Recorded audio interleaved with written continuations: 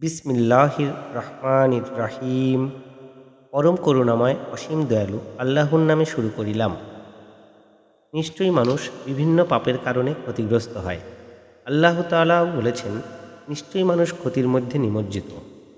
মানুষ সবচেয়ে বড় ক্ষতিগ্রস্ত হয় শিরকের পাপে। শিরক শব্দের আবিধানিক অর্থ হচ্ছে সাদৃশ্য, সমকক্ষ বা শরীক নির্ধারণ করা।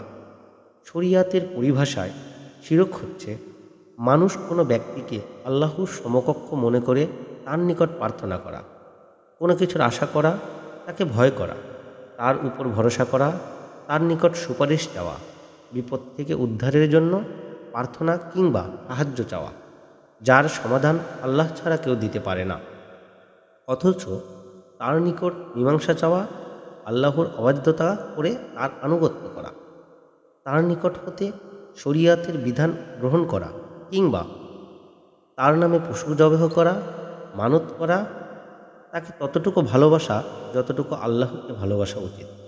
সুতরাং আল্লাহ যে সকল কথা, কাজ ও বিশ্বাস তার জন্য নির্ধারণ করেছেন, সেগুলির সব কিংবা কোনো একটি আল্লাহর ছাড়া অন্য কারো উদ্দেশ্যে করাই হলো শিরক।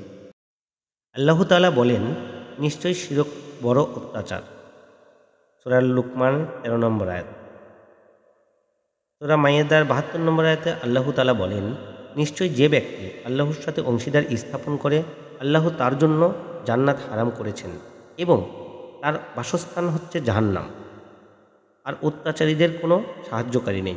সূরা আনআমের 88 নম্বর আয়াতে আল্লাহ তাআলা বলেন, তারা শিরক করে তাহলে তাদের আমলসমূহ নষ্ট হয়ে যাবে। আল্লাহ তাআলা অন্যত্র আরও বলেন, আপনার প্রতি এবং আপনার পূর্ববর্তীদের প্রতি আদেশ করা হয়েছে যে যদি আপনি আল্লাহর সাথে শরীক স্থাপন করেন তাহলে আপনার আমল নষ্ট হয়ে যাবে এবং আপনি ক্ষতিগ্রস্তদের অন্তর্ভুক্ত হবেন। সূরা জুমার 65 নম্বর আয়াত। সূরা আন-নিসার 48 নম্বর আয়াতে আল্লাহ তাআলা বলেন, নিশ্চয়ই আল্লাহ তাকে ক্ষমা করবেন না যে লোক তার সাথে শিরক করে, আর তিনি এর চেয়ে নিম্ন পর্যায়ে পাপ যাকে ইচ্ছা ক্ষমা করেন। সুতরাং আমরা সকলেই শিরকের মতো মহাপাপ থেকে নিজেদেরকে রক্ষা করব ইনশাল্লাহ।